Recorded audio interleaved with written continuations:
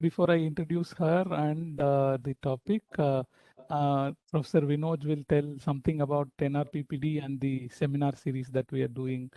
Yeah, yeah, Professor Vinod, yeah. Thanks, Dr. Tiago. Welcome all again for this NRPPD webinar series. I am just introduce NRPPD again. NRPPD, as you know, is a research program on plantation development. We do it for the last 1 year, and this is the fourth in the series. We hope to continue with this for some time. And we have other activities too. NRPPD has activities, policy briefs, projects being taken up relating to plantation development. Thank you. And today we have Natalie Langford. I think Dr. Tiago would give a proper introduction to her. Thank you. I'll just stop here. Over to Dr. Yeah, thanks, Professor Vinod. Natalie, I think she's an assistant professor in international political economy in the School of Government and International Affairs. Her research interests are in the area of globalization, global governance, labor regulation, global production networks, emerging economies. But she seems to be largely working on shifts in the broader political economy and how that is affecting labor. It's a topic that is like relevant to most of us, I think.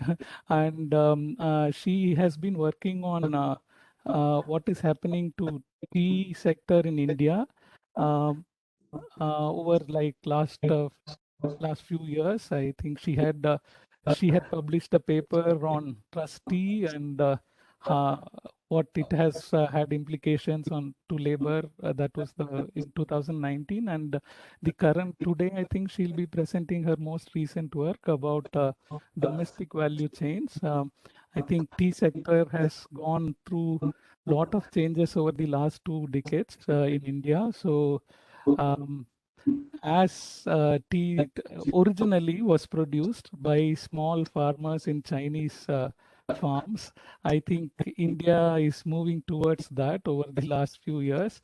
In between, probably was a digression where we had these huge plantation estates and a lot of exploitation around that.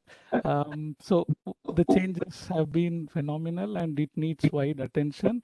And Dr. Natalie has done important work on that. And we look forward to hearing from you, Natalie, on what you have to say. Yeah, please, it's up to you now. Yeah. Yeah. Thank you so much for the introduction. Thank you, and good afternoon to everyone from the UK. Thank you so much for the invitation to speak here today, and especially for Professor Abraham for reaching out to me as well. It's really an honour to be with all of you, and I'm very, very much looking forward to all of your thoughts and feedback and to our discussions here today as well. So the focus today is on some of the really quite contemporary transformations that we're seeing within the Indian tea industry over the past 15 years in particular, and what the developmental implications of these transformations have really been for producers and for workers as well.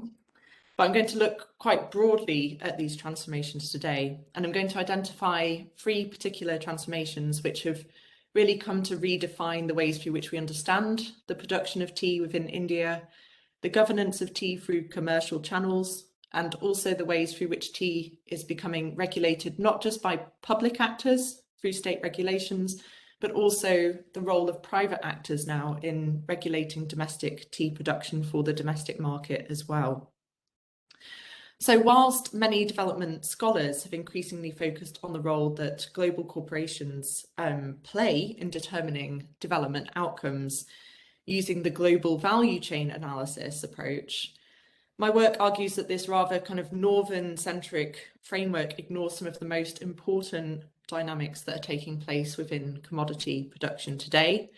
And this is because the global value chain framework tends to focus solely on those kind of global, local, north-south geographies of trade and production. And this means that the production of commodities such as tea for regional and domestic markets within emerging economies is often ignored or marginalized by development scholars. And yet there are often different systems of production in place for different end markets, different commercial dynamics that we need to account for, and different regulatory standards and frameworks found within different end markets as well.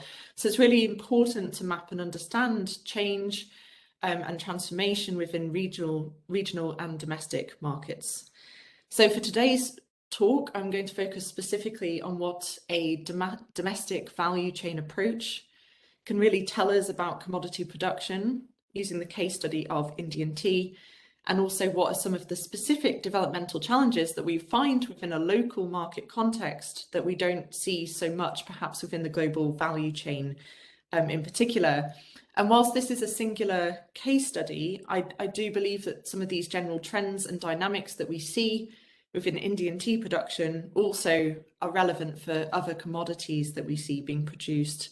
And I'm very keen to sort of compare this to palm oil production, for example, and the position of smallholders within palm oil in future research as well. So overall, I'm arguing that a polycentric or multipolar approach to the study of global trade is necessary to understand the commercial dynamics of trade and production within the 21st century, right? So looking at regional, domestic and global markets as intersecting and what that kind of means for producers who enter and leave particular markets at different moments in time. So I believe that this is something that has been overlooked for a long time, but as we actually see a growing consumer market within emerging economies, we need to understand and map this. It's even more significant to understand this today. So bearing in mind that I'm criticising to a large extent the empirical focus of the global value chain framework, I want to first begin with a brief discussion of what that framework really entails. So the GVC framework really emerges from world systems theory in order to try and understand actually the differences that we see emerging within industrial development from the 1970s onwards, principally in relation to Latin America and East Asia. And the framework has been used chiefly to understand really the commercial dynamics between global corporations in industrialized economies and their global supplier base, who have traditionally been located in the global south due to lower labor costs.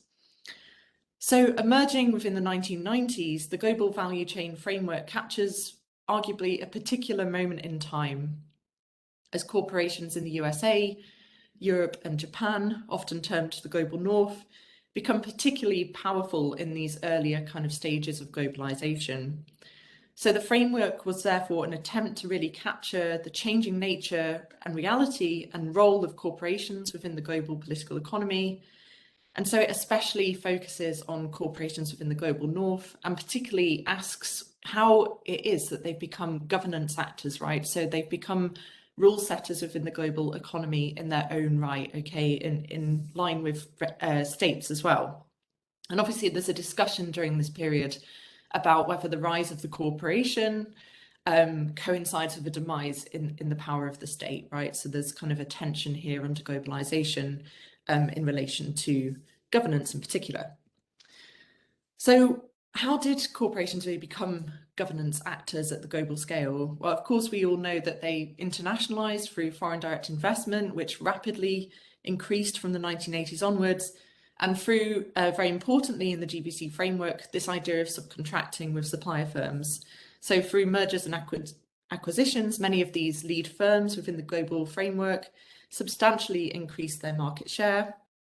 And of course, these increases in market share also coincide with a decrease in the producer and supplier power of firms and producers in emerging economies. And as fewer corporations became ever more influential within specific sectors and industries, these ideas of just-in-time production begin to reshape workplace relations within supplier firms. And of course, prices become increasingly squeezed and working conditions become increasingly dictated by these global value chains as well. And of course, as corporations become more powerful and seek to control production in ever more ways, we see them emerge as powerful rule makers within the global economy. So we see that regulations are increasingly shaped by private interests, and suppliers within value chains must increasingly meet numerous criteria, numerous standards, regulations in relation to production in order to become a supplier to these corporations, essentially. So standards become very, very important within the supply chain.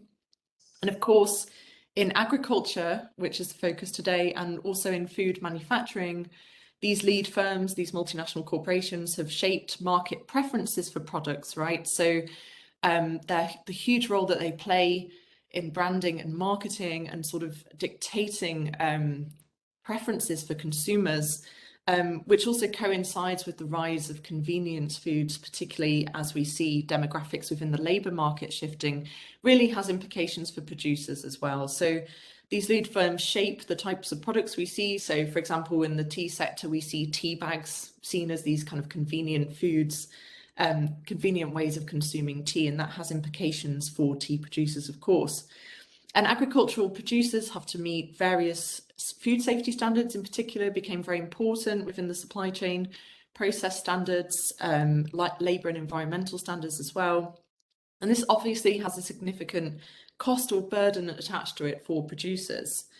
And this leads to processes of differentiation within global agricultural sectors. So we see some larger producers seeking to consolidate production into ever bigger and more efficient units for export, whilst we see smaller and less capable producers, or producers who have less capacity, particularly smallholder farmers, becoming increasingly excluded from global value chains altogether because of the costs of all of these kind of standards which come in as well.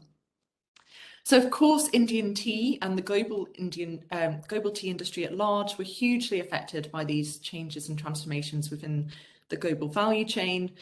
And, you know, as I've talked about already, these series of mergers and acquisitions was not just in agriculture at large, but also affected the tea industry.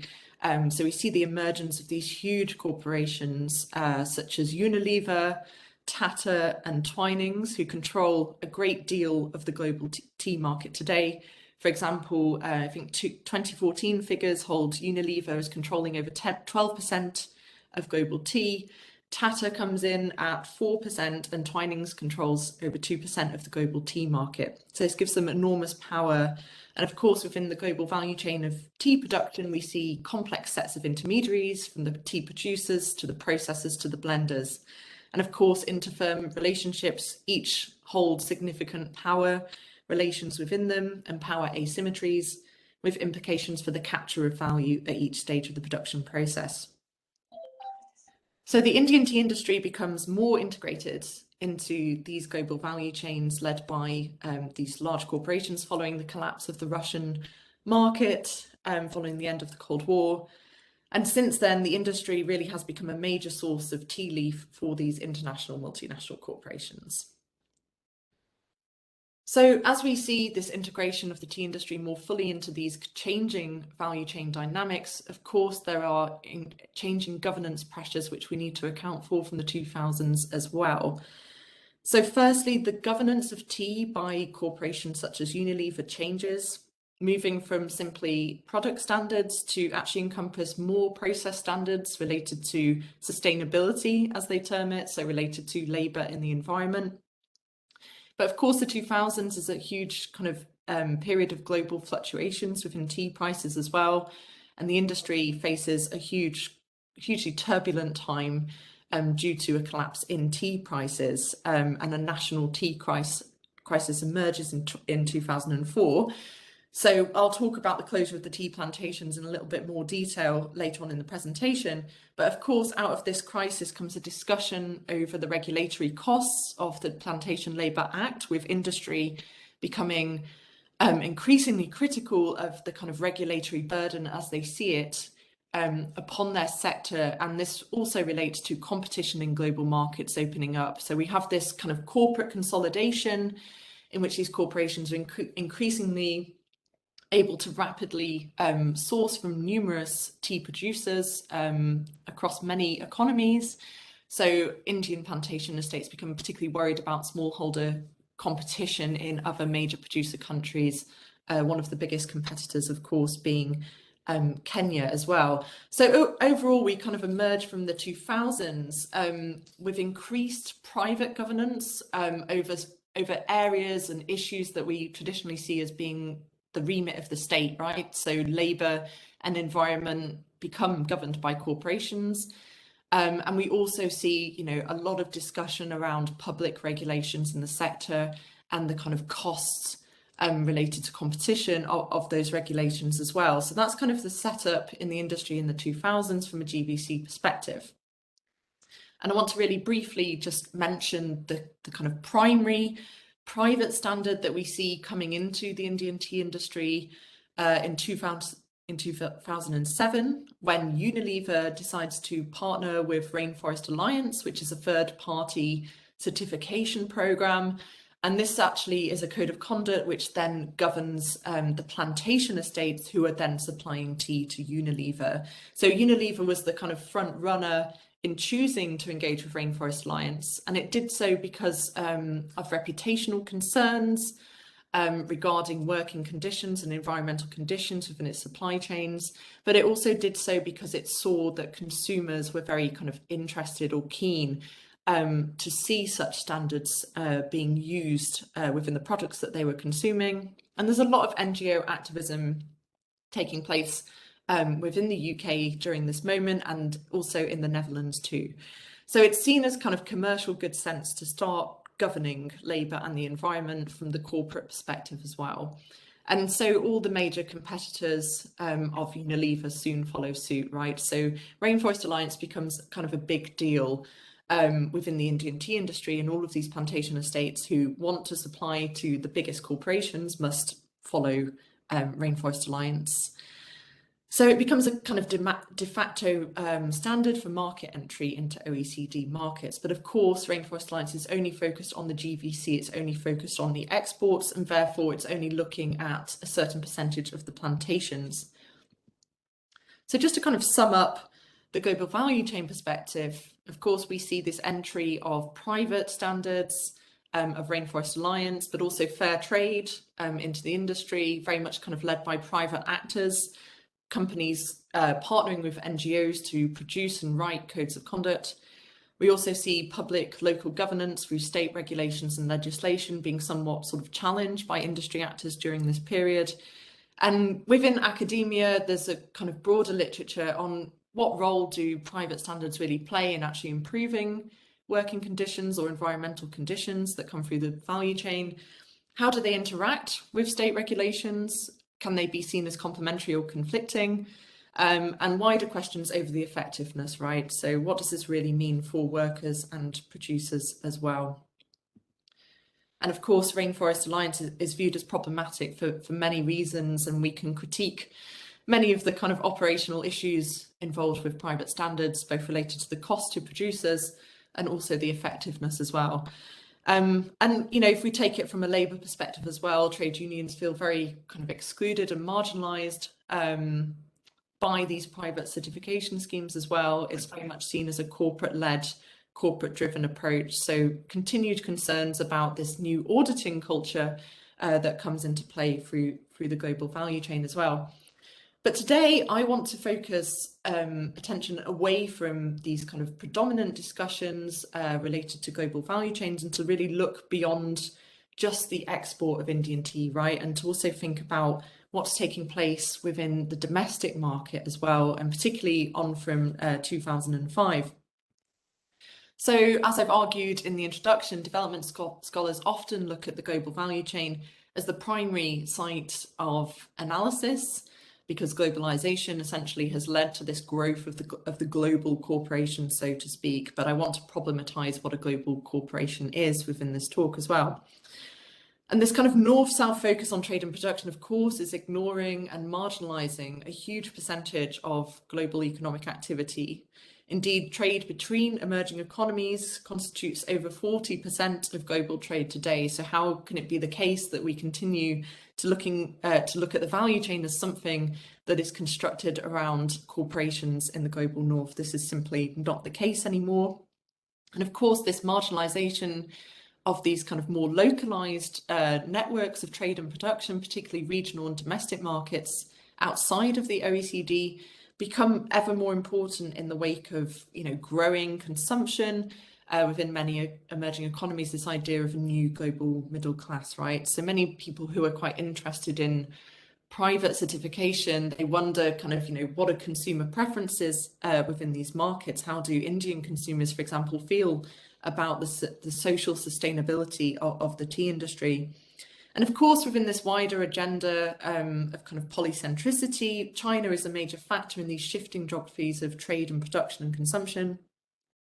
But today I want to also argue that domestic markets in these fast-growing economies are also really, really significant. And of course, these broader shifting geographies of trade under 21st century globalization really challenge the northern-centric focus of the global value chain in particular as well. Okay, so we're just going to, oh, and that's, sorry, that slide should have coincided with what I was just saying about polycentricity within the global economy as well. So if we actually look at the Indian tea industry away from that global value chain perspective and bring a much more multipolar dimension, of course, we know the history of Indian tea. It became a commercial activity under British colonialism. It was extremely exploitative of labour, and there was the development of very harsh labour regimes of production. And of course, the focus of this industry was on exports to British markets initially at first, where tea was actually used to sustain factory workers in the cotton mills of Manchester and elsewhere. But of course, as we go into the early decades of the 20th century, there becomes a volatility apparent within the British market and within European markets more generally. And so we see some initial efforts to really stimulate a domestic market within India, which increased under the advent of the Great Depression in the 1930s as well.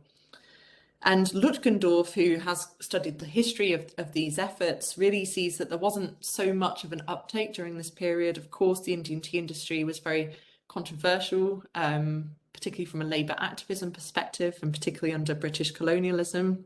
And so we don't see great sort of consumer demand emerging domestically within that early period, despite the best efforts of some of these British companies. But from the 1960s, we do see changes in technology, the introduction of new technologies into the tea industry.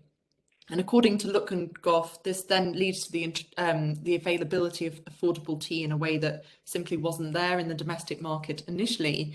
So this is where we begin to see this kind of substantial growth in domestic tea consumption. And actually during the period 2000 to 2018, we see the volume of tea in India, which is domestically consumed, rising very, very rapidly indeed, from 600 million kgs to over 1,000 million kgs.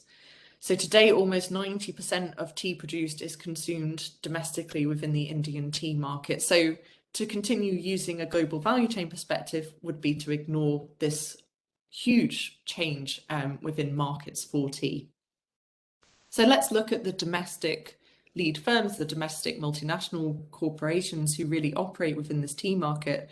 So, of course, I'm sure you're more familiar than I am with these companies, but Hindustan Unilever and Tata Global Beverages are the two largest domestic multinational corporations within the domestic market for Indian tea, and they control approximately 56% of the tea market. So huge market share, 27% of the market. These are according to 2018 figures, I think, is controlled by Hindustan Unilever, and 29% is controlled by Tata Global Beverages. But of course, it's hard to always get this updated data, and I'm sure it's shifted a little since. And what is really important is that there are huge intersections between the global and the domestic value chain, right? So Hindustan Unilever is a subsidiary of the Dutch Anglo firm Unilever, who I mentioned earlier is the world's largest buyer of tea, whilst Tata Global Beverages is of course an Indian firm by origin, but can also be considered a global player because it bought out Tetley, a UK brand, in 2000. So there are these interesting intersections between the domestic and the global market. But we can argue that Hindustan Unilever and Tata are distinctly domestic in the sense that they purchase tea solely for the local market and exclusively from domestic producers.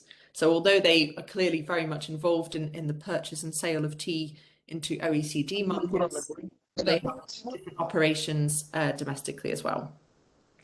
There are, of course, other large domestic tea companies who are involved in the Indian market, but for today's talk, I'm really focused on the kind of predominant value chain dynamics that shape the domestic industry as well. So why have these bigger corporations succeeded in the Indian market? Well, there have been some huge transformations demographically within consumer preferences in the Indian market as well. And of course, as disposable income has risen, consumers have also switched from loose leaf teas towards premium, more branded categories of tea. And, you know, extensive marketing campaigns used by the corporations have really tied brand to quality in quite a big way. And whereas branded tea in the domestic market was only 12% more expensive than unbranded tea in 2009, it was 70% more expensive by 2017. So we can conclude that the domestic market is a growing site of importance for Indian tea producers, not only in terms of volume terms, but also in terms of value as well. And yet I also argue that there's a significant gap that we've actually not really looked at these domestic dynamics, particularly from a GVC perspective, and how they actually shape the political economy of production. And of course, how this links back to global markets as well. So for the remainder of this presentation, I'm going to focus on 3 substantive shifts that are taking place specifically within the domestic tea market in India that are so often ignored by GVC development scholars. So this first shift, this first transformation, really occurs in the 2000s. So I talked about the tea crisis earlier, and the sort of collapse of tea prices in the international market during the 2000s.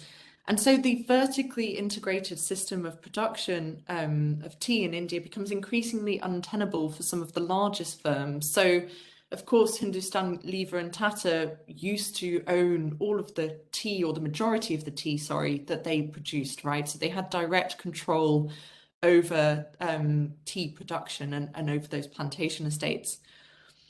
But during this period, these larger corporations really see the crisis emerging as kind of an opportunity for them to get out of the estates, right? To actually kind of pass on those risks and costs to other people, to other players within the industry. And of course, we know that there's been a significant social impact of that tea crisis. And at the height of the tea crisis, over 100,000 permanent tea workers were affected by estate closures. And there was chronic impoverishment in tea growing regions during this period.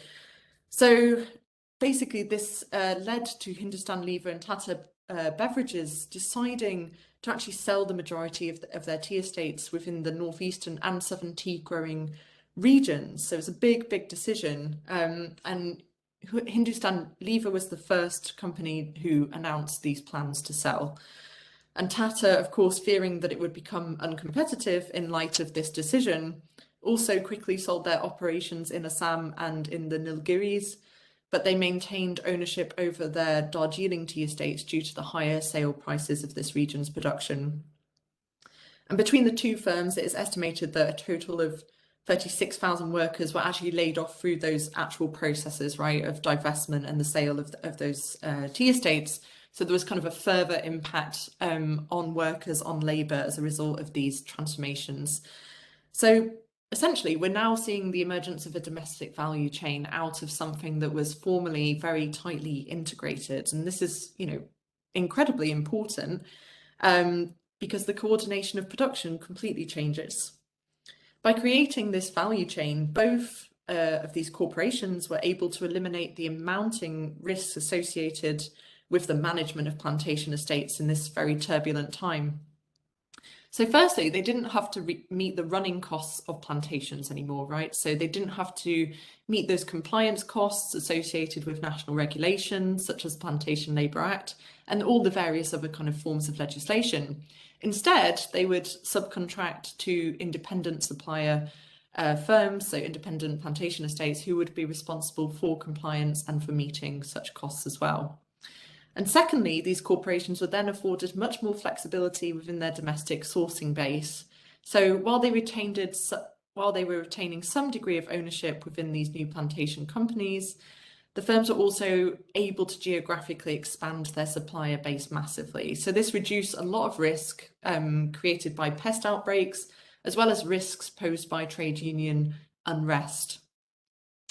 And so these lead firms really began to hold contracts with priority factories, priority plantations, and kind of spread their sourcing through a 1:8 ratio, meaning that every kilo of tea is sourced from different sites and factories, right? So by spreading out this kind of model of outsourcing across a diverse and broad supplier base, domestic lead firms have basically further specialized in the marketing and branding of tea products, right? So they're focusing now on core competencies, pretty much how they did at the local level in the 90s, right? When we see those kind of mergers and acquisitions and kind of focusing on these intangible assets, right? Focusing on branding much more.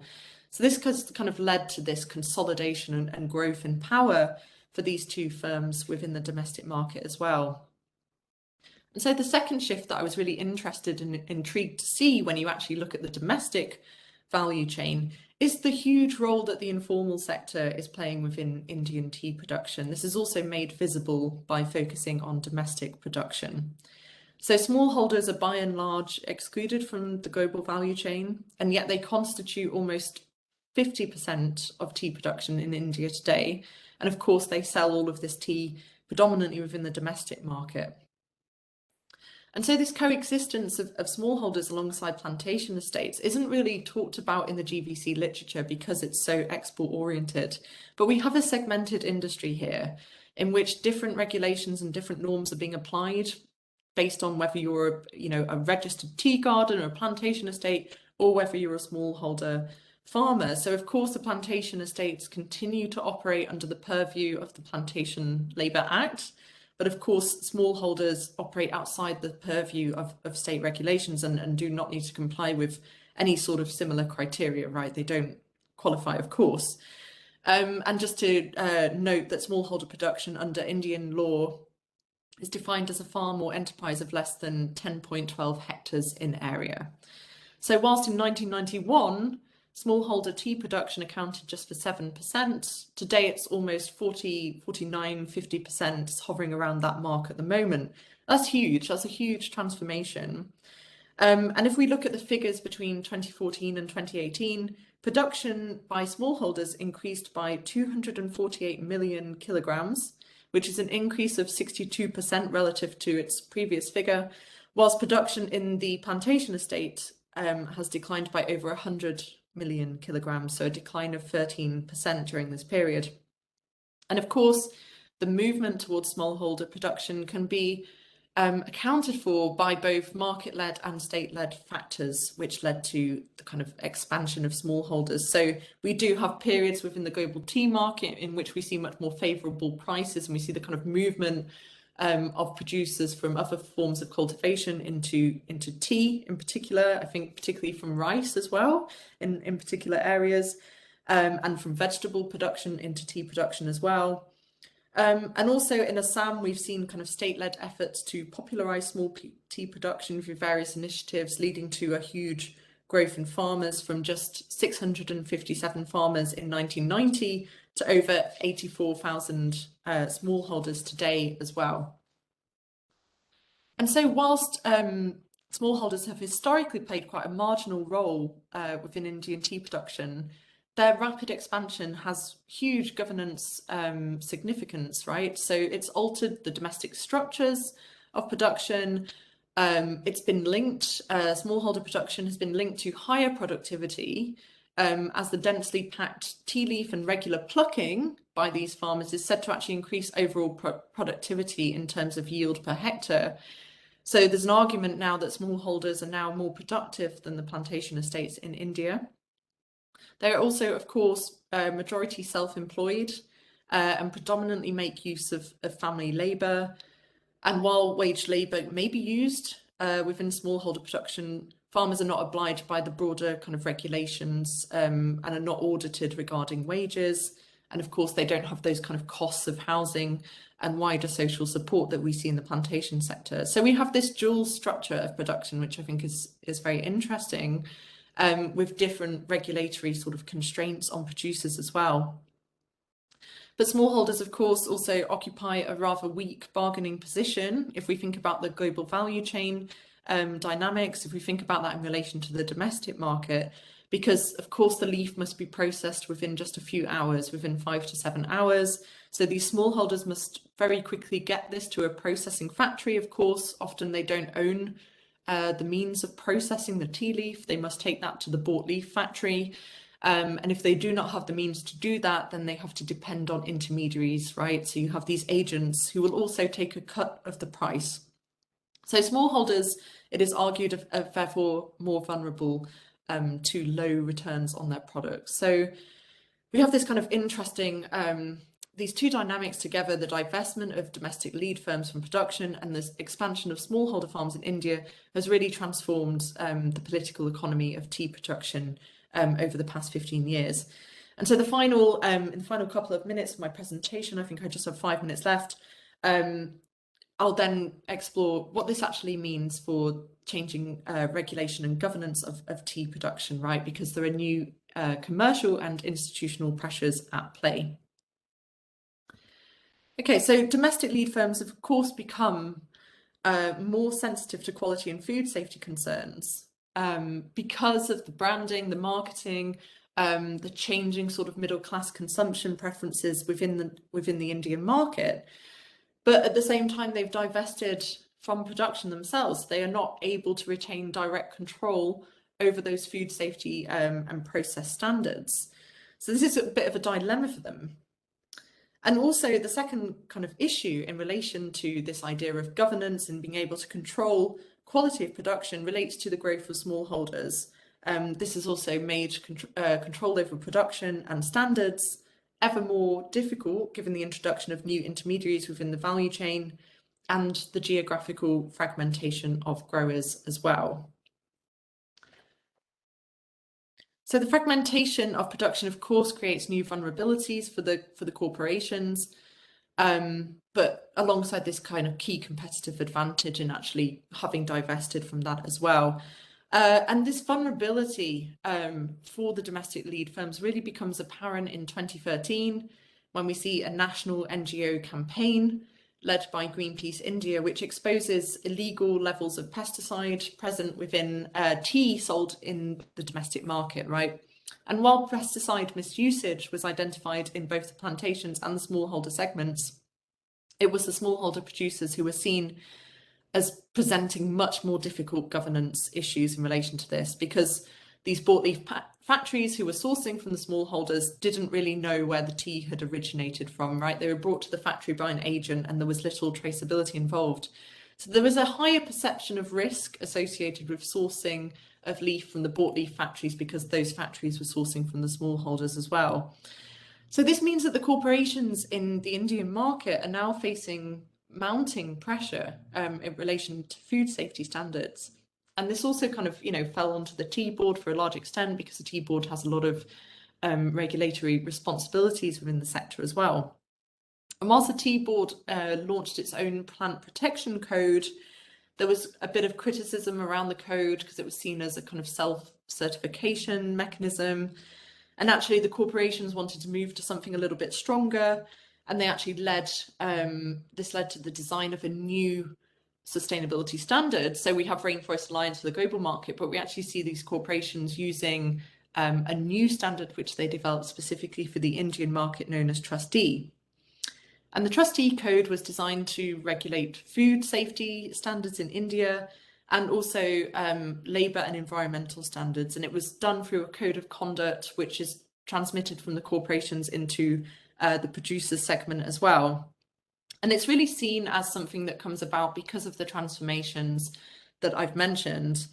And this is kind of interesting, right? Because we see this growing emphasis on private mechanisms of governance in relation to labour and the environment in place of state regulations.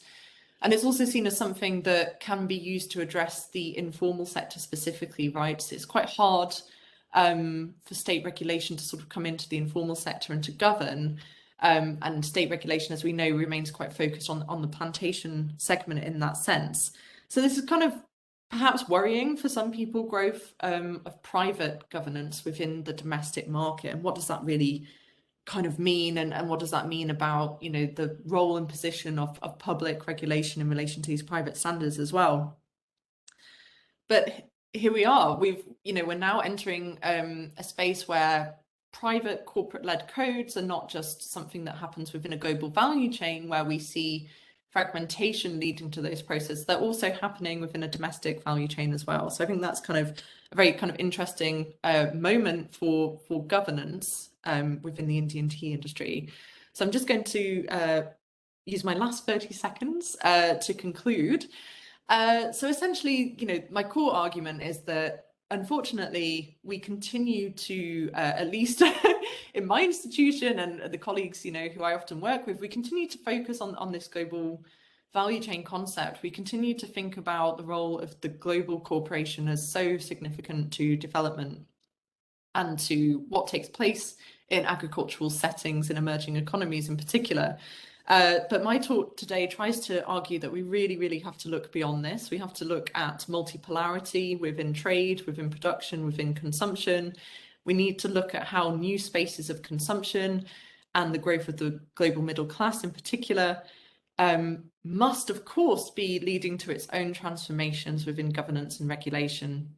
And finally, we just need to understand much more how a domestic value chain can impact very much on development implications in relation to social and sustainability standards. And we need to really understand in much more detail what the rise of private authority within a domestic space might mean for both public regulation and also for, you know, workers and producers and their own kind of position within all of this. So I will leave it there, but thanks very much for your attention.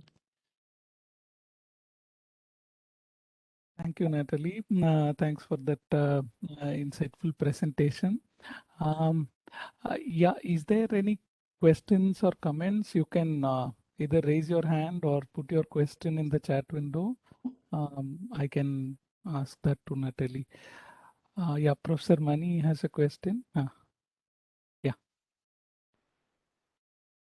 Natalie, I think it was a very nice presentation, and I think for the first time I was hearing this three transformation that you are talking about. I would be very much interested in, what would be the sort of impact of at least two of these transformations. For instance, the formation of a domestic value chain as against dependence on exports, and also the emergence of private governance. And what would be the impact of that on actual prices received by the producers, who, as you said, is now 50% smallholders?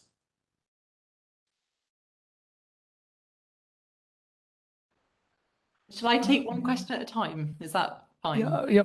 Maybe you can answer this if at all there is a question later. We'll take it up. Yeah. Perfect, great. Yes, thank you so much for your question. Yes, the impact of these transformations. So that's something I try to explore a little bit in this paper, and I can share a link to the paper in the chat shortly as well. But essentially, the impact of the domestic value chain essentially relates to an idea that prices will become ever more squeezed, I think is a likely sort of outcome of this, in which you see this huge, incredible market share, 57%, 56% of Hindustan Unilever and Tata Global Beverages. This allows a lot of sort of dictation over the supply base, and similar to how we would imagine in a global value chain, this kind of increased market power, of course, affords the corporations an ability to squeeze prices in a domestic setting as well. And you also see these corporations moving into the smallholder space in quite a significant way as well, and kind of establishing a lot of relationships with the bought leaf factories. I think it's kind of interesting to think about also, and this is something that I couldn't get into the paper because they are so limited on word count, but the relationship between the plantation estates and the smallholders and the kind of competition which then sort of emerges, because of course you have some plantation estates who are sourcing a significant majority of their tea from the smallholders as well. What does this do to workers on the plantation estates? Well, there's an argument that this would also lead to casualization of work, right? Because you have, if you're a plantation estate, access to this kind of cheap pool of labour within the smallholder community. So there has to be questions about what that kind of means for labour power on the plantation estates as well. But essentially, I think that the value chain construct, it's got huge implications for prices and price squeezes, and it'd be really interesting to get data on that. That wasn't the immediate focus of my field research, but I would love to go back and try and find out much more about how we've seen those price pressures come about as a result of those transformations. And secondly, with the emergence of private governance, it's kind of an interesting one. I think in some ways there's an argument that through a supply chain, you can reach and transform smallholder production, possibly in some beneficial ways.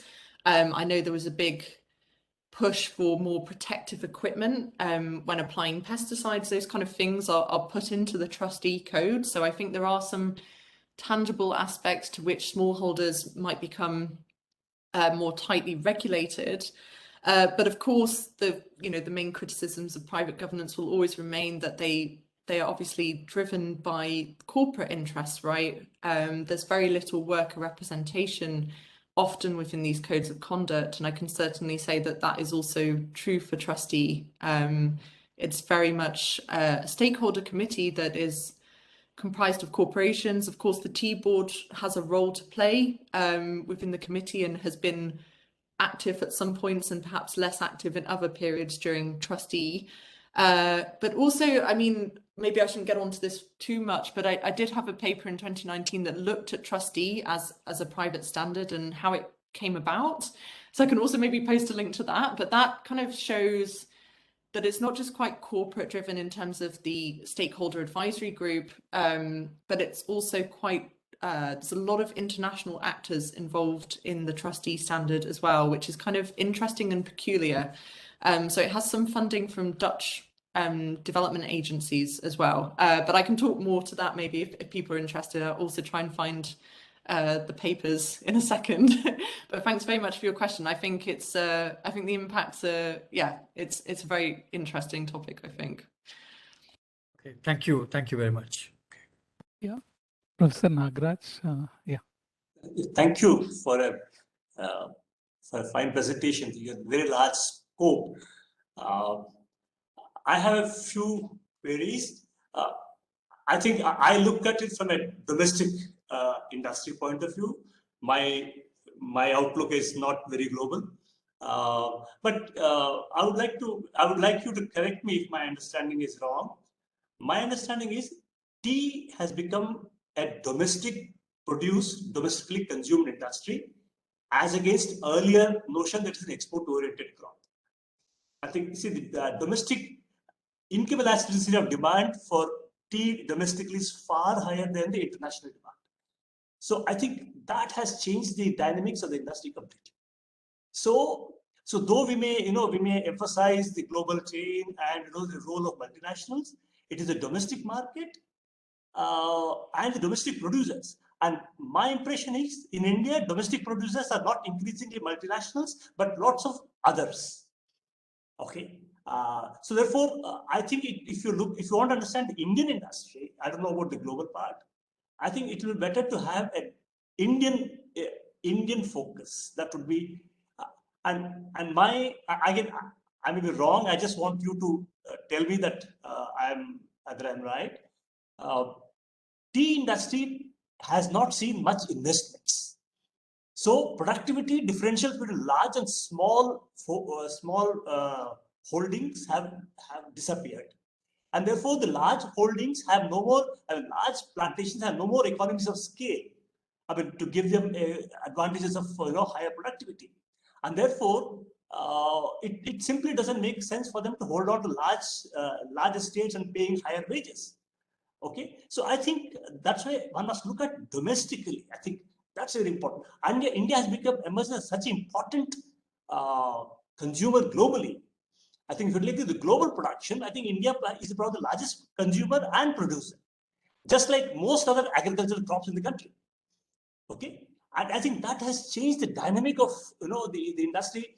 Therefore, to understand Indian tea industry, focusing on the domestic factors would probably be far more important. That's my. And also, India is consuming so much that today's, Kenya and Sri Lanka are selling it in India. I'm just branded products from Sri Lanka are flooding Indian market because India is the largest consumer of the world. Okay, and the world demand for tea has come down, whereas for coffee it has gone up. So I think one needs to look at these broad, aggregate economic trends globally and domestically, which seem to shape rather than particular multinationals. Even if you take global beverage, if you take, say, Hindustan Unilever, for them, tea is only one of the several products. It may not account for more than 10% of their output or their sales.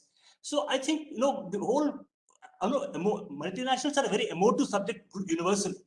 But looking at specific industries, one should not overplay that. We should look at the industry structure. That would be my submission. I would be happy to know if you criticize me, because I may be completely wrong. Okay, but I would be happy to get your response. Thank you. Thank you so much. I think we're actually agreed. So my paper is arguing that the domestic tea industry is the most important and overlooked industry. So I talk about the global value chain to try and set up what people typically talk about.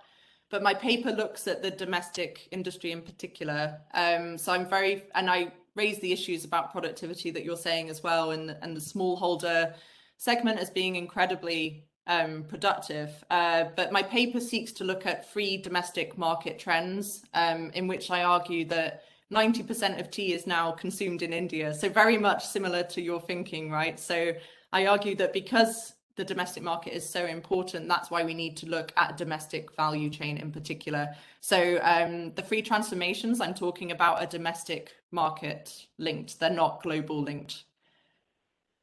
But yeah, thank you. I think we agree. I wish you had some numbers. Maybe this is a problem with economists. They want some numbers. Yeah. Some changes, some trends in productivity.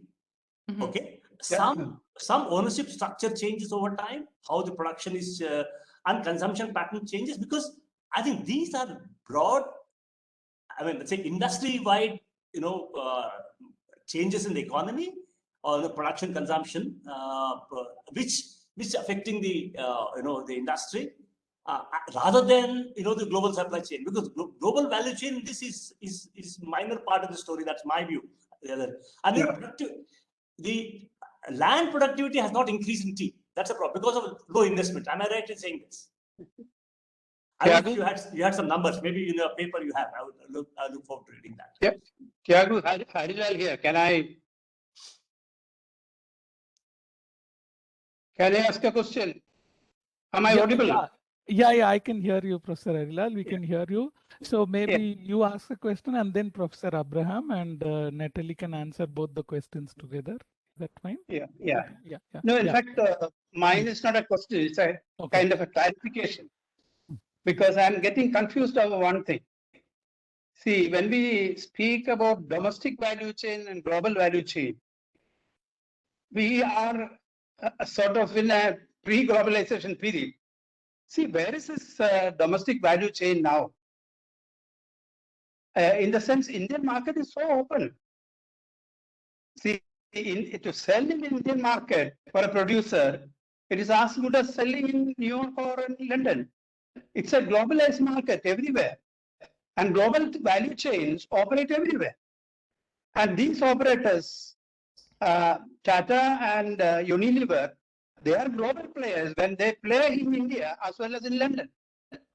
So let us not get back to the old days saying that no, domestic value chain and global value chain. These are parts of the same value chain.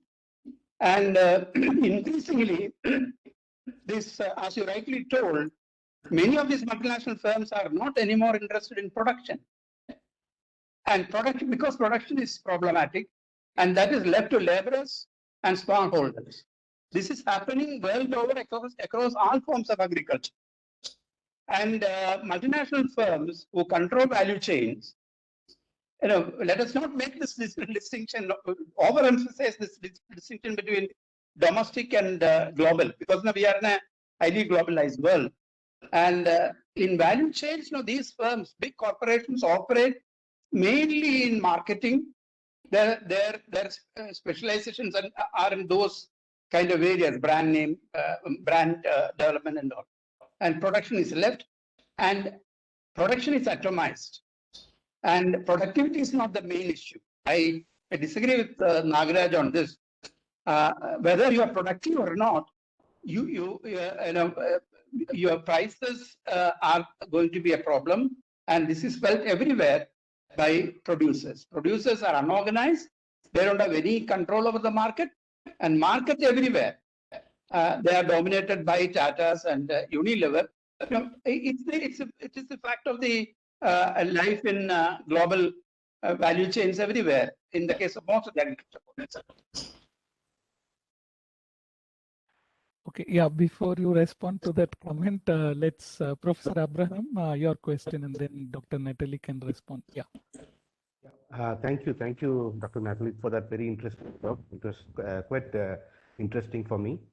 I was actually interested in the aspect that you had talked about, that Rainforest Alliance, these standards, and how actually the small farmers, the small growers are actually now being influenced through these standards that are externally kind of defined, while the state is the government of the Indian government, or the state is kind of having a very low or an unimportant role over there in kind of keeping the standards either for the export market or for the domestic market. Can you just explain a little bit more on this thing? Why and how the standards are playing a key role in kind of determining the place of the smallholders in both the domestic as well as the global chain? Thank you.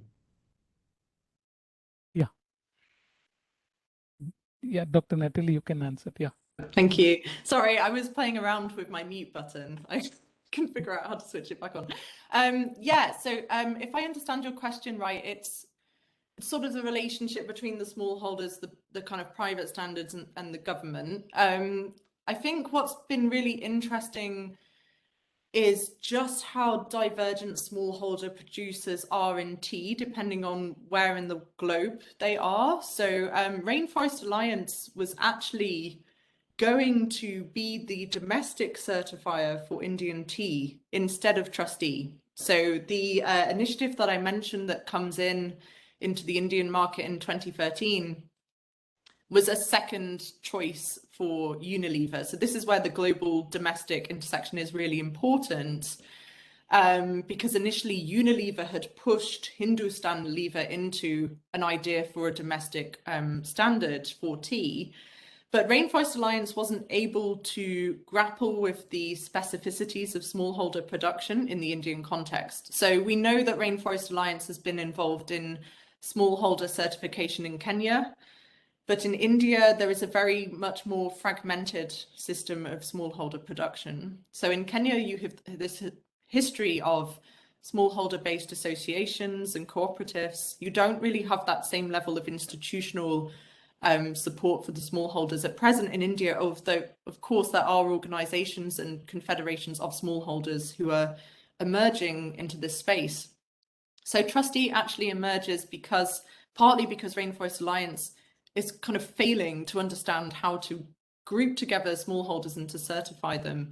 But in relation to your kind of broader point, I think it is an interesting notion that the corporations on the one hand are becoming more dependent on smallholders, whether that is domestically, but also I think in the global stage for some producer countries, that's certainly the case as well. And they do that for cost reasons, right? They want the lower cost of the smallholder produced tea.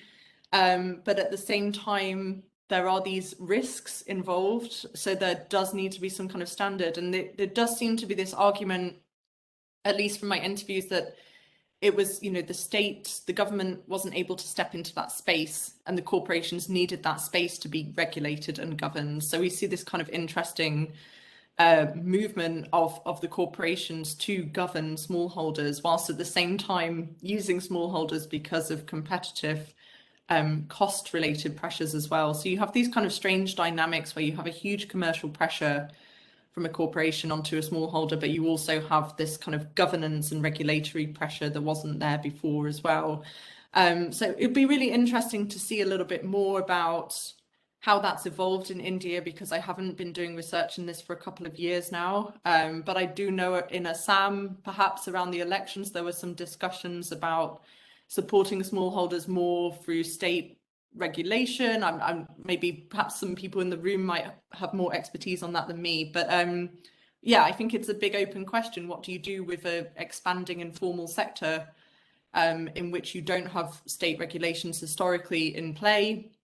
You don't have state-led kind of labour inspections because A, it's smallholder, so a lot of it's self-employed labour, and B, the wage labour is kind of seasonal in many cases.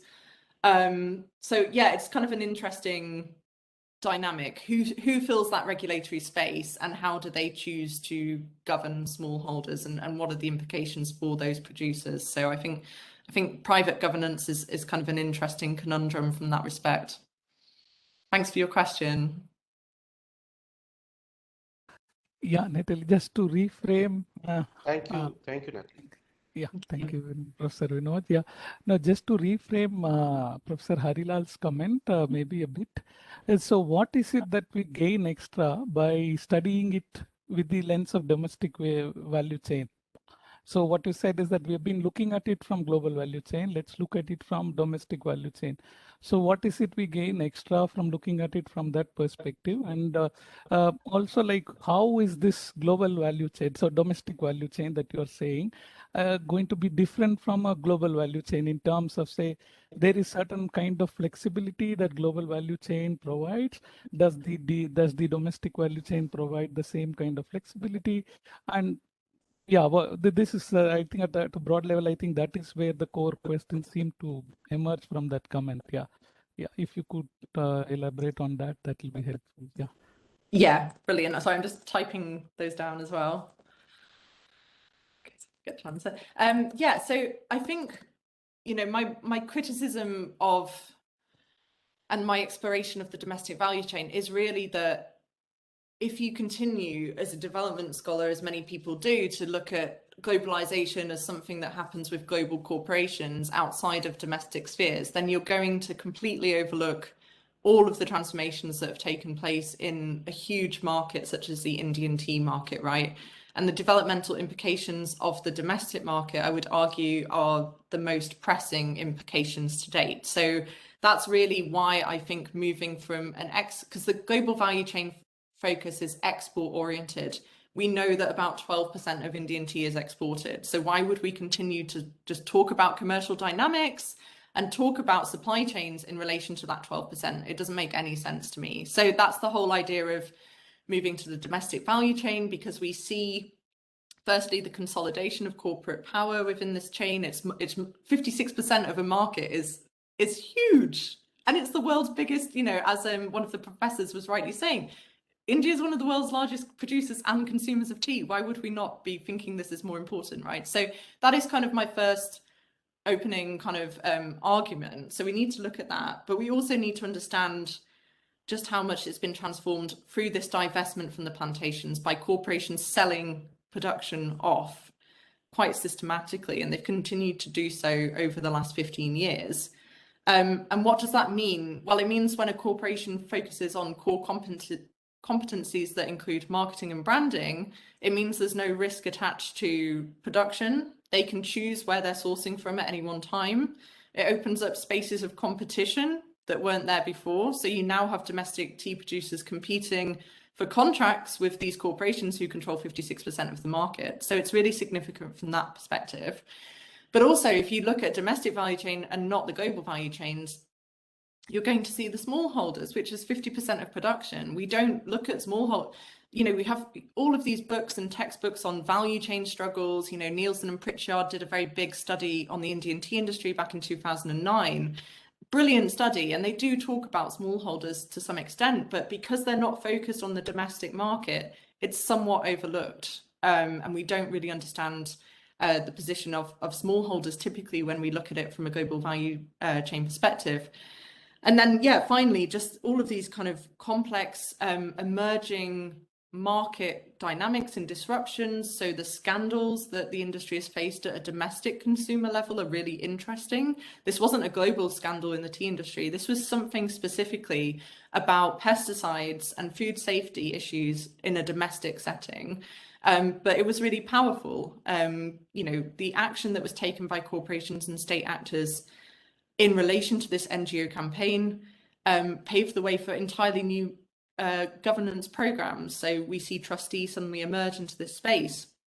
And what was something really interesting for me, and something that I didn't quite get the information on, was how does the government feel about a private entity in a domestic setting setting particular rules and norms and sort of championing sustainability, right? So how does that kind of intersect with, say, the department, the Ministry for Labour? All of these kind of things are kind of important to look at. And I think one of the main things that came out of my research was that it was, you know, it's very much the only kind of government related actors were really the Tea Board of India. This was something very separate from the Ministry of Labour.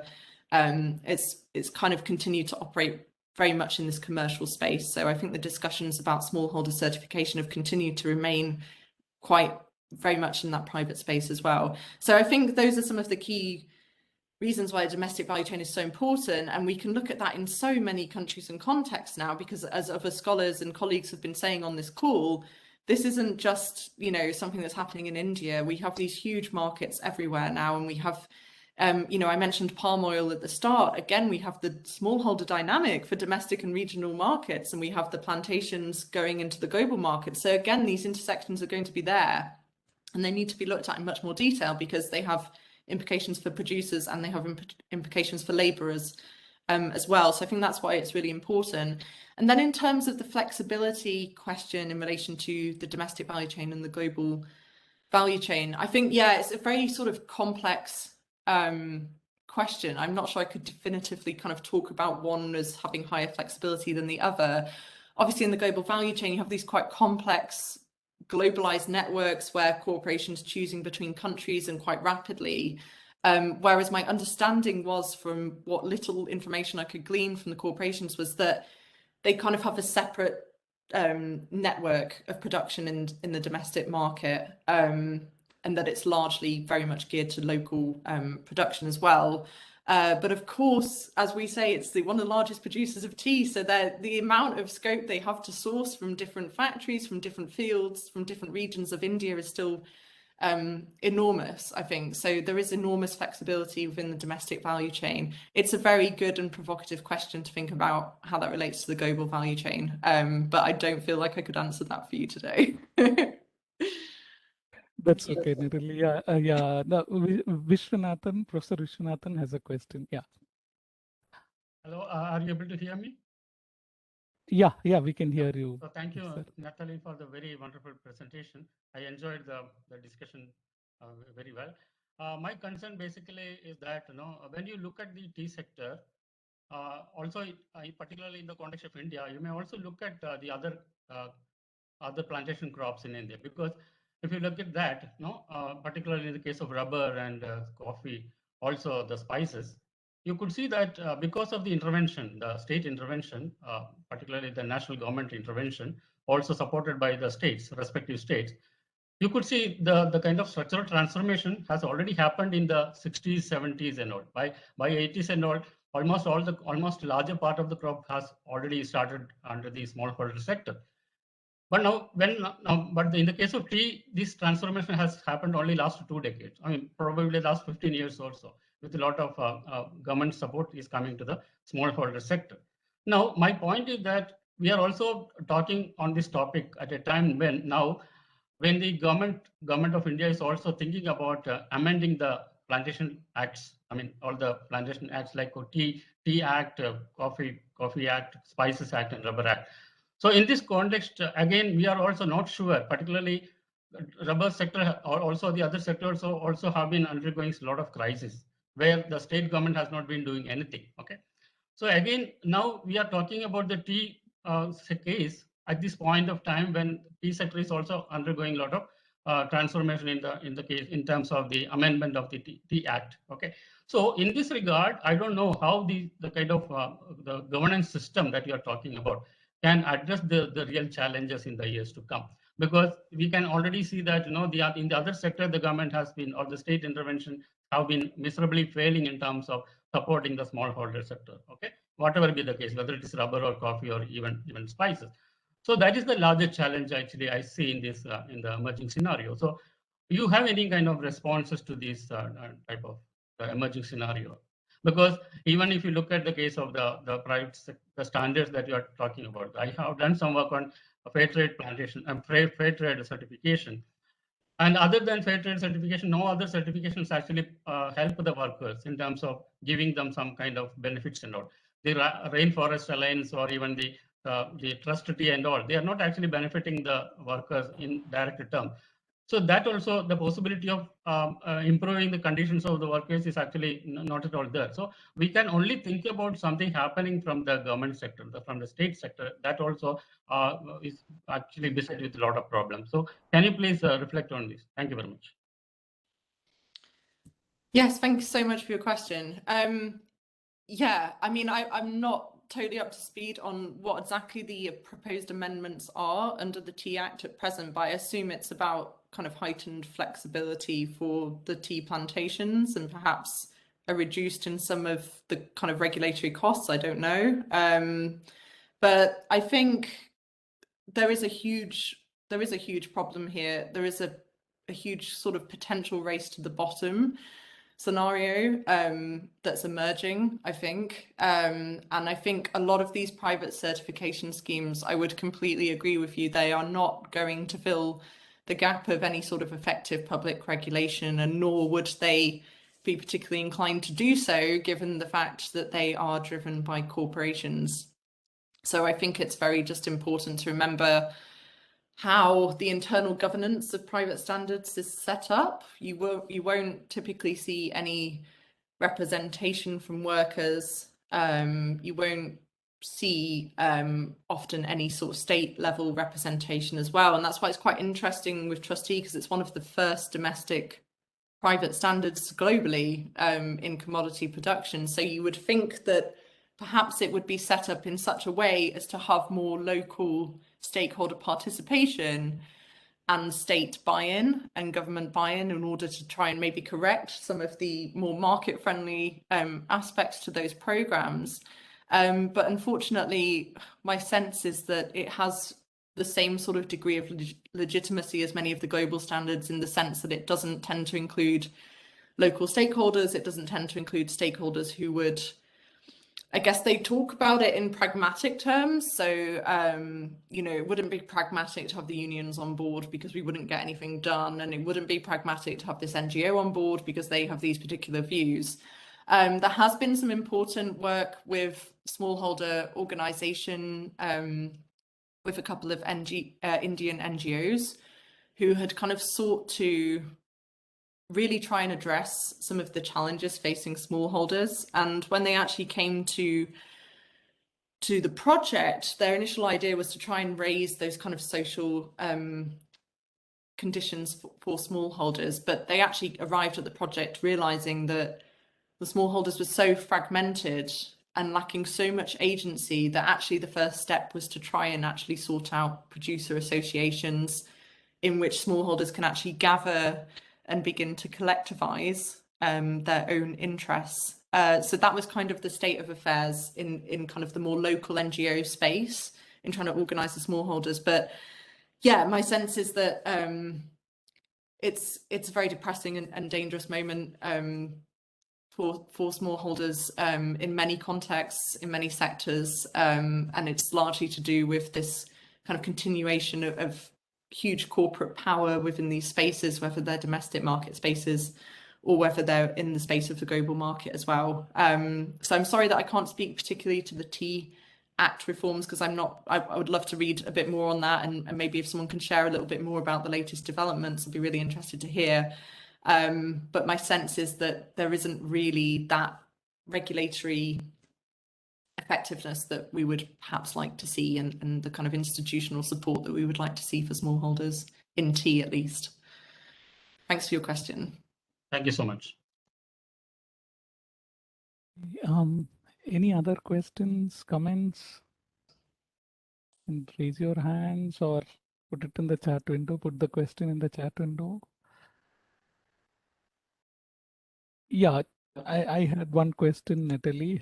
Maybe by the time somebody asks, this thing about food safety and pesticide residues. I think in an export context, that is a real big risk. So how much of it is actually a risk for the company? Because the way you put it is that it's what is increasing the vulnerability of the farm, right? And even the 2013 Greenpeace thing you mentioned, what kind of impact it had on, say, sales of any farm? Because typically we don't see, at least in India, the food safety or pesticide thing to be such a big issue that it might cause a big uproar and affect its sales or something. Whereas the vulnerability of the small grower to the arbitrary definitions of quality is much more. So is there any reason you chose to focus on vulnerability of companies to food safety? But what was the sense you got maybe while discussing with the firms? Maybe did they say something which probably it got missed in my understanding? Yeah. Yeah, thank you. Yeah, so it is quite interesting. The corporations were very shaken by that, and it's kind of interesting to hear your perspective that actually in the consumer market you didn't feel that that was such a huge scandal at the time. But for certainly, it was raised in the Lok Sabha as well. The Indian state minister was like, we're dealing with this. So, you know, there was a parliamentary discussion on the issue at the time. But the corporations it's kind of interesting because we talked earlier about how this kind of interlinkage between the global and domestic companies, right? They're kind of part and parcel of each other. Tata owns Tetley. Unilever has a subsidiary in India with Hindustan Unilever. And I think a lot of the learning and discussion on governance sort of comes from the global level in some sense. So Unilever is very concerned about what's happening in the Indian market, right? So it's also like, it's not just about the Indian consumer, it's also about what Unilever feels and experiences globally and what they kind of view as a concern. So given that India is such a huge, rapidly growing economy, and given that Unilever sees the majority of its kind of future revenues not in Europe, but in India, in Bangladesh, in Vietnam, all of these different markets where Unilever feels it's very important to secure its position, secure its future. So I think part of that is also being directed by that need to be the most reputable company in any given market at any given time, because as they know very much from the 90s, if they're involved in scandals, that can actually lead to huge problems for them as well. So it's really interesting to hear that that wasn't seen as such a big thing within the Indian market at that time. Because I do remember when I was there a little later, the Maggi scandal with the noodles. I don't know if you guys remember that. Anyway, but it was kind of like food safety seemed like an issue then, but perhaps it just didn't have the impact that we thought it would in tea. Sorry, was there a second part to your question as well? No, I'm saying that the vulnerability of the small tea grower for the arbitrary definitions of quality is much higher now. That's the part I was thinking is much more important than the vulnerability of the company. So, because there is now, again, with this, say, trustee, then you have official definition of what is quality, and you can, like how export gets rejected, even in the domestic, you can say, oh, these leaves are not of good quality, so we reject. So this is something we see in contract farming, potatoes, tomatoes, all that happening in India. There, this thing happens. So isn't the small holder much more vulnerable for arbitrary definitions of quality than the other way around, is what I was thinking. Isn't it? Yeah. So in the sense that they could be rejected now that there are all these parameters that are being set up. Right. Yeah, I think that is an interesting aspect. I think you could almost flip it. Profitability, yeah, and because when we were in the field, they said suddenly firms used to say A quality leaf, B1, B2 category, and all that, and they'll just look at the leaf and say, oh, this is B1, so we won't take it. So, but that could be driven by profitability considerations and just arbitrary rejection of quality. So. That's one thing we thought, and this was happening at bot leaf factory level, and estates could do the same. So that's what I was thinking. Maybe that's also something you could focus on in later work. That's what I was thinking. Okay. Yeah, that's Okay. Dr. Kurian has a question. Yeah. Sorry. Yeah. Dr. Kurian. Am I audible? Can you hear me? Yeah, Dr. Kurian, we can hear you. Yeah. I am Natalie Langford from K&I Center of Mahatma Gandhi University. Professor Natalie, thank you very much for your very inspiring presentation of the tea economy. I personally think in line with Dr. Hari Lal's. However, I have two broad questions which are relevant or not, I do not know. The first question is, as a student of international commodities, I have noticed the development of international commodity agreements, like cocoa agreement, coffee agreement, tea agreement, like that. What lesson we need to learn from that, the fate of it? That is one thing. Then internationally, we all thought that WTO will contribute something. So what experience positively we can claim from the post-WTO regime? So internationally that. Then coming to the national question, in recent times, we had a very bitter lesson for the small tea growers in Kerala especially. And a large number of workers lost their job. They lost their livelihood. So my query is, can we think about some sort of a labor cooperatives for the future as a resolution? Of course, with public support, with government support like that. These are my simple questions. Thank you again for your presentation. Thank you so much for your questions. So in relation to, what experience can we learn from the post-WTO regime? Yeah, it's an interesting one, isn't it? I mean, I think it's that moment that really sparks the movement. I think particularly in the international NGO community, that we have to think about other sources of pressure and other actors. And so there's kind of this interesting movement where you actually have some of the big global NGOs thinking that the corporation can step into that space in which the social clause failed, right? So how can we now seek to influence developmental conditions? How can we seek to influence social conditions of work? And so you actually, bizarrely, through this kind of consumer-driven activism that the NGOs then choose to play, this is why we then see this kind of private governance agenda emerge. And of course, we know that corporations that don't have this sensitivity to the consumer will continue not to engage in social and environmental standard setting. So I think the experience from the post-WTO regime has been predominantly one at the international level, at least, where private sort of experimentation in governance has taken place. And we have seen a movement from the kind of, how would we say it, the first party certification in which the corporation simply audits themselves,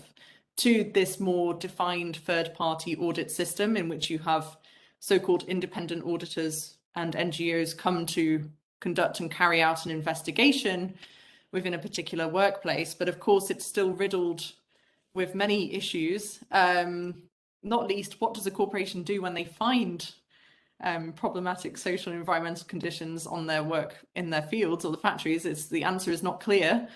But of course, the auditing system cannot check for issues pertaining to freedom to associate, to collectively bargain, because it's a checklist system. So I would kind of say that the primary experience that I'm learning, at least from the post-WTO regime, is that private authority has become incredibly significant at the global scale. And now we see it coming into the domestic scale, which is also quite interesting. But more recently, we are seeing governments in the UK, in France, in Australia, beginning to critique now these kind of private value chain based systems of governance. So we see the Modern Slavery Act coming into the UK in 2015, in which corporations now have to actually meet particular requirements to prove that they don't have instances of forced labor within their supply chains. We have slightly more kind of, effective regulation in France. Of course, all of this is happening in a broadly neoliberal regime or framework, right? So actually the stipulations aren't too severe, but it is interesting that the state is starting to step in at this global scale to try and push corporations a little bit further. So that is kind of like one interesting area. But I would say there's this bizarre, global arena that's quite confused. And we actually see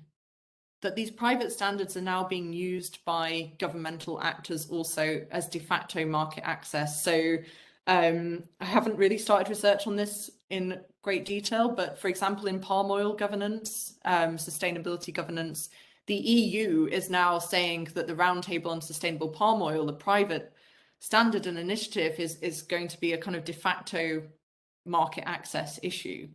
So we have these kind of dual processes where states somehow lean on these private programs and legitimize them, but states are also starting to seek out alternatives.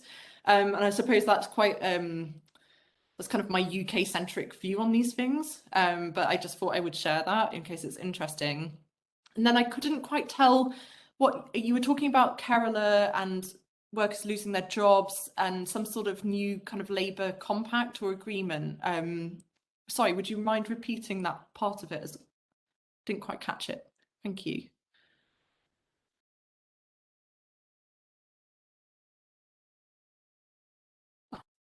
Thank you. Thank you. Yeah, I think he was asking about collective action. I thought about labor being get organized because they are the major stakeholders and they have been victimized recently. They lost their livelihood.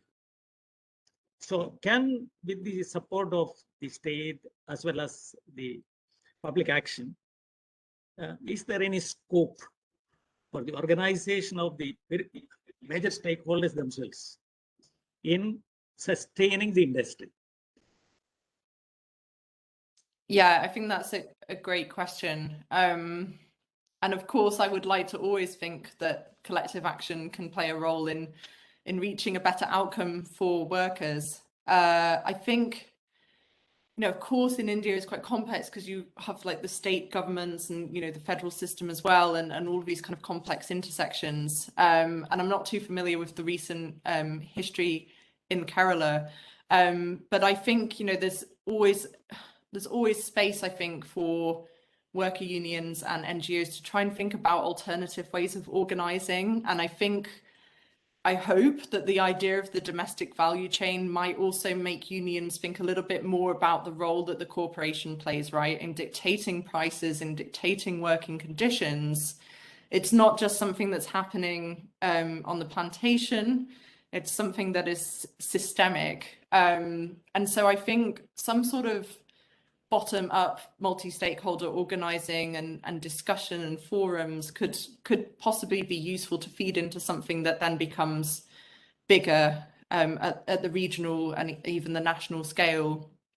So I think that is something that would be worthwhile kind of thinking about in much greater detail. But yes, I think my main sort of advice would be thinking about the corporate and thinking about, where are the weaknesses in the corporation, right? And, as I was saying, that move to branded tea has been significant in India, that move towards, particular brands that are trusted by consumers, that also makes these companies very vulnerable. So if there is a way to sort of link labor struggle to those brands, And if there's a way to motivate consumers, then perhaps that is kind of an interesting avenue. But then I say that with the proviso that I'm not endorsing this entirely like private driven consumer activism. But I think that sort of activism within a domestic market setting perhaps could also lead to further state intervention. And the government could also listen to those struggles and the kind of voices of NGOs and consumers, for example, if there was to be that kind of targeting of corporations. So yeah, those would be kind of my thoughts on it. Thanks very much for your question. I'm also going to post my paper just in case anyone wants to read it who hasn't read it. I'll just put that in chat. Yeah, thank you, Natalie. That was a wonderful presentation, and hopefully the discussion was good for you also. And yeah, if it was an online meeting, we would have had tea just after this meeting, but we can't do that. But anyway, for last 1.5 hours, we've been thinking about tea, so maybe that takes care of some disappointment of not having the actual tea. Yeah? Okay. Yeah, thank you again. So yeah, I think we are just about on time. So thank you once again. Yeah, you want to say something, or you can I conclude just the want to meeting? say thank Yeah. you so much. Thank you. It Okay. was such a pleasure to speak to you all. And I'm really interested to hear more about your work on tea as well. So please do send over Yeah. any papers that you're working on. I'd be super interested to hear more. Thank you. Yeah, we'll do that. No? Okay, Natalie, thank you. Thank you, Thank you so everyone. much. I'll be closing the meeting now. Yeah, thank you. Perfect. Goodbye, everyone. Okay. Thank you. Bye. Bye. Yeah. Thank